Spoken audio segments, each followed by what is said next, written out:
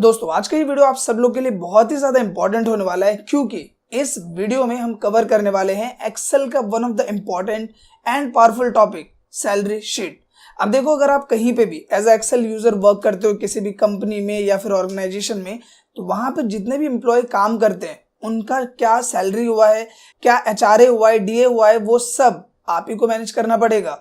तो salary sheet one of the important term है Excel का। लेकिन जब आप इंटरव्यू देने जाते हो तो सैलरी शीट से रिलेटेड कई सारे क्वेश्चन पूछे जाते हैं, जैसे डीए क्या होता है, एचआरए क्या होता है, ईएसआई एक्चुअल में क्या होता है, बेसिक सैलरी और ग्रॉस सैलरी में क्या फर्क होता है। इस तरीके से कई सारे ऐसे क्वेश्चंस है जो कि आपको इंटरव्यू के टाइम में कंफ्यूज कर सकते हैं।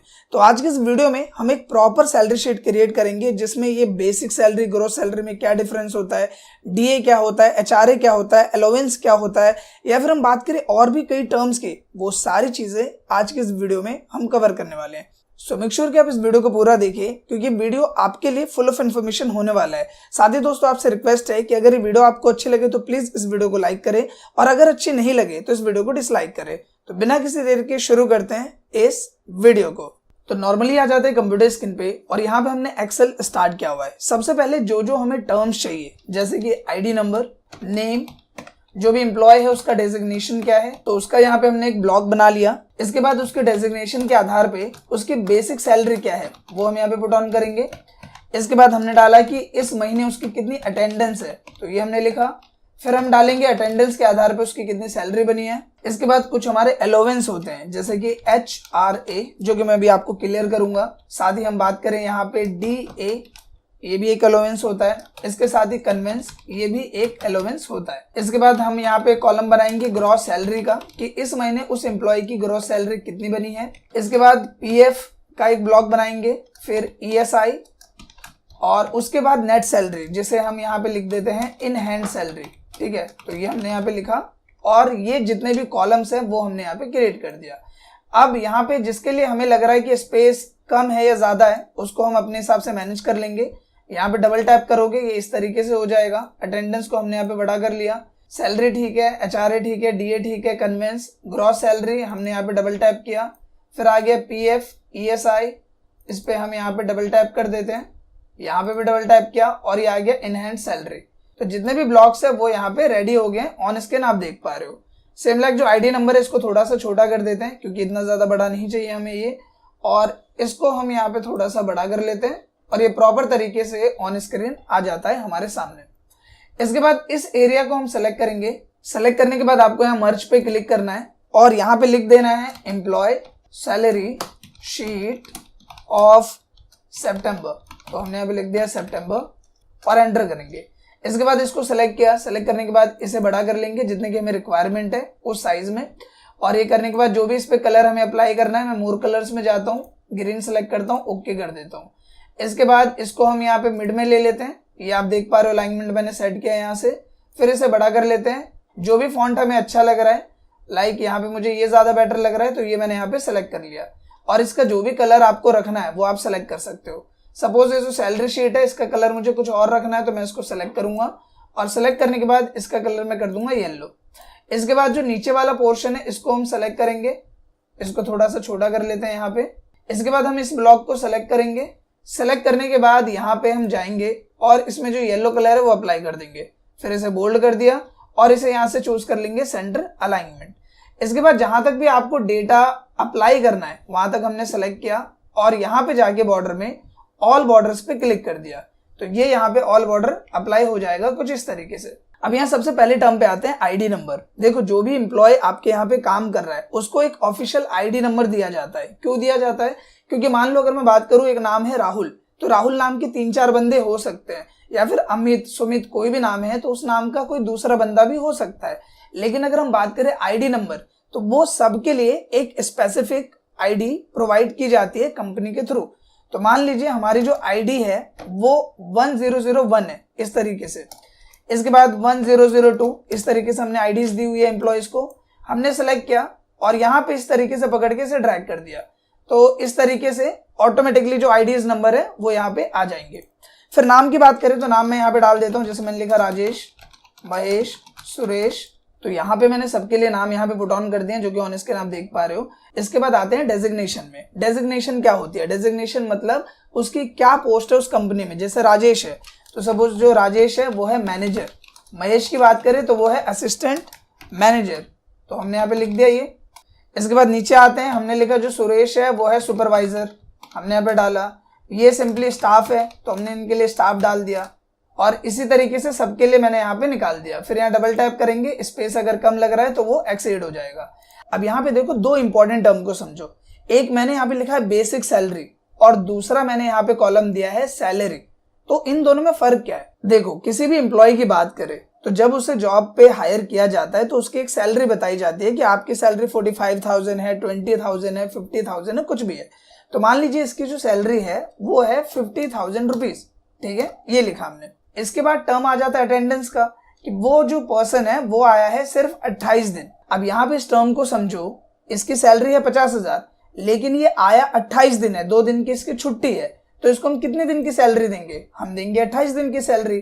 तो ये जो कॉलम सैलरी है वो बेस्ड ऑन अटेंडेंस है, कि जितनी अटेंडेंस उसकी है उसके आधार पे उसकी क्या सैलरी बनी है। अब ये निकालेंगे कैसे? तो आपको यहाँ पे करना है इक्वल जो आपकी बेसिक सैलरी है, ये सैलरी कितने दिन की है। जैसे सितंबर का महीना है तो 30 का महीना है, तो सैलरी है 30 दिन की, तो इसे मैंने किया डिवाइडेड बाय 30, तो 1 दिन की सैलरी बन गई। गुना कर दिया जितने दिन ये आया है, या एंटर, और आपकी जो सैलरी है 28 दिन की वो यहाँ पे आ जाती है। इसके बाद इसे सेलेक्ट करो और यहाँ पे डिक्रीज डेसिमल से वो कर दो, जिससे एक प्रॉपर एक्यूरेट वैल्यू यहाँ पे आ जाएगी।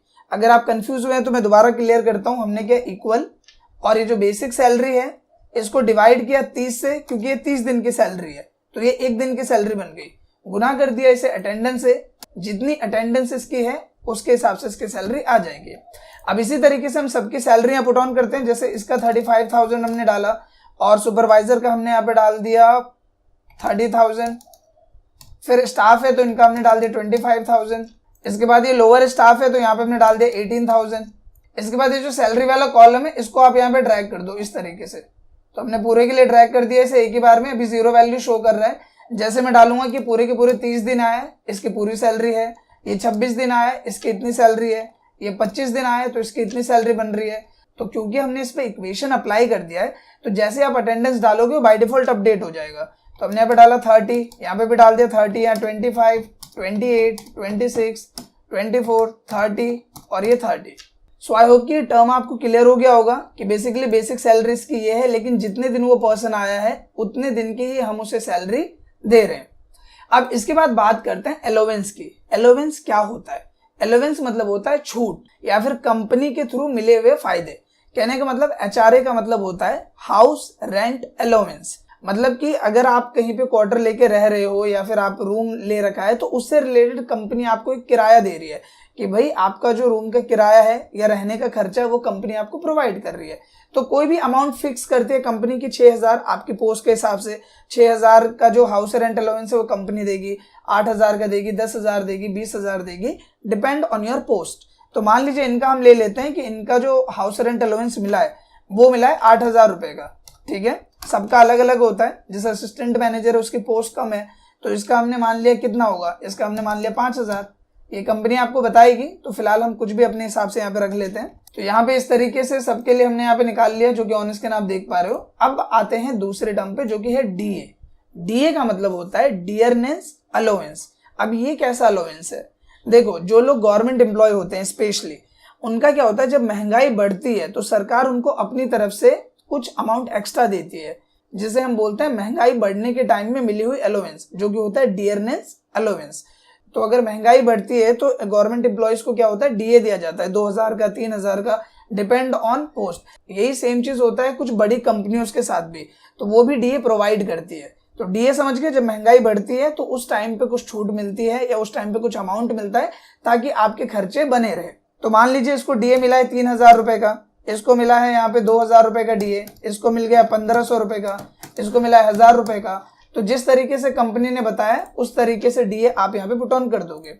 अगला टर्म आता है कन्वेंस। ये भी एक अलोवेंस है, एक तरीके की छूट है। आप रोज ट्रैवल करके कंपनी आते हो, चाहे आपके पर्सनल व्हीकल है या फिर कैब के थ्रू आप आते हो, तो उससे रिलेटेड जो आपका खर्चा हो रहा है आने जाने का, महीने का 4,000, 5,000, 3,000, 10,000 जो भी है, वो आपको कंपनी दे रही है। तो कन्वेंस हमने डाल दिया, इनका भी 6000 का कन्वेंस लग जाता है, इनका 5000 का लग जाता है, इनका मान लिया हमने 4000 लग जाता है, इनका हमने मान लिया यहाँ पे 3000 लग जाता है और बाकी सबका हमने मान लिया 2000 लग जाता है, सपोज जो भी है। तो इस तरीके से जो कन्वेंस है वो कंपनी दे रही है। तो यहाँ पे बेसिकली हमने 3 अलाउंस के बारे में देखा, एक है HRA, एक है DA और एक है कन्वेंस। इसके अलावा भी और कोई अलाउंस हो सकता है, जैसे लॉन्ड्री का आप ले सकते हो, लॉन्ड्री से रिलेटेड भी कंपनी आपको दे रही है, या फिर कोई और हो गया, आपको कहीं कंपनी ने टूर पे भेज दिया है, कोई मीटिंग के लिए भेज दिया है, तो वहां पे भी जो भी आपका खाने पीने का खर्चा है कुछ है वो कंपनी ही देती है। तो ये सब जो अलाउंस है वो आप यहाँ पे पुट ऑन कर सकते हैं। अब यहाँ तक तो आई होप कि आपको क्लियर हो गया होगा कि बेसिक सैलरी और सैलरी में क्या डिफरेंस है। तीनों अलाउंस आपको समझ में आ गए। इसके साथ एक और टर्म इंपॉर्टेंट है, वो इसलिए कि अगर मान लो आप किसी ऐसी जगह वर्क करते हो जहां एम्प्लॉय से ओवर टाइम कराया जाता है, तो ओवर टाइम भी जो 1-2 घंटे का होता है उसकी भी सैलरी मिलती है।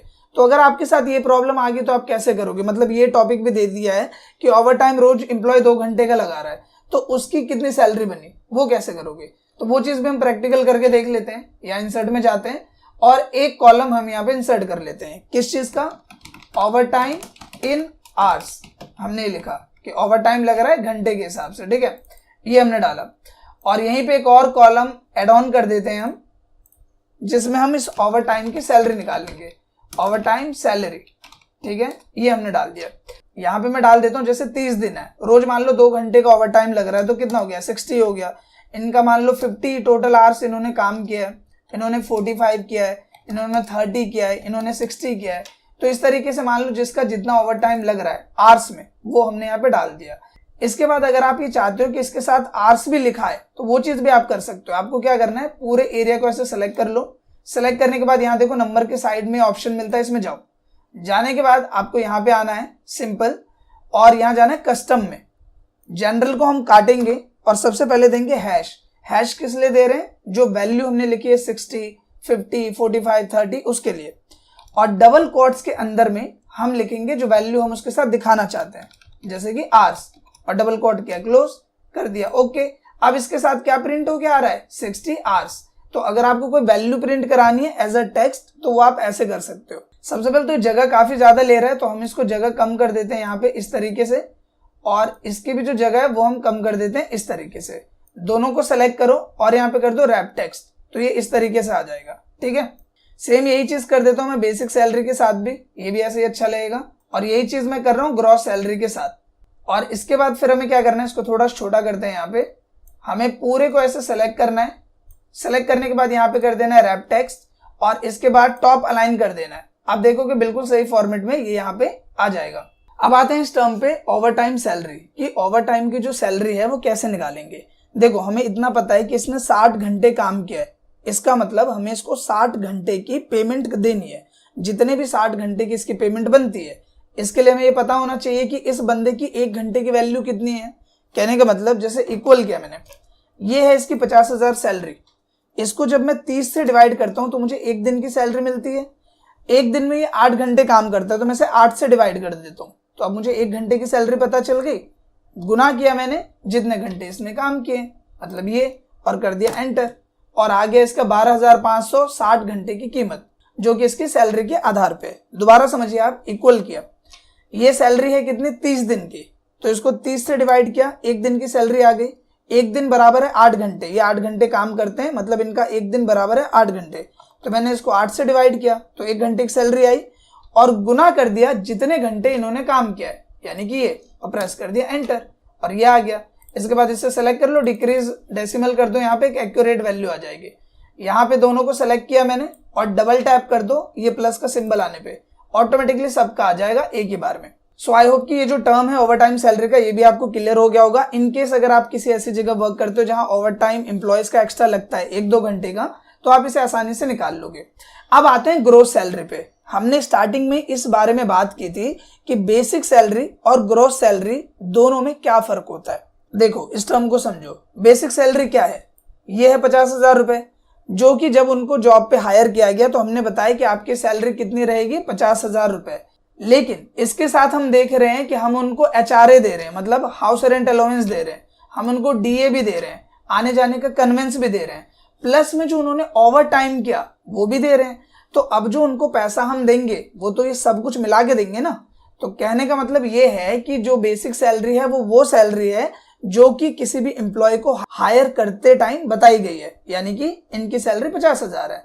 लेकिन उसके साथ में जितने अलाउंस, जितने बेनिफिट्स, ओवर टाइम, जो कुछ मिला के एक मोटा अमाउंट बनता है वो होता है ग्रॉस सैलरी। तो यहाँ पे आते हैं, इक्वल करते हैं, और यहाँ पे सबसे पहले जो इनकी सैलरी बनी इस महीने की 28 दिन के आधार पे, वो प्लस में इनको HRA देंगे हम, प्लस में इनको DA देंगे, प्लस में इनको कन्वेंस देंगे, और प्लस में जो इनकी ओवर टाइम बनी है वो देंगे, और प्रेस कर देंगे एंटर।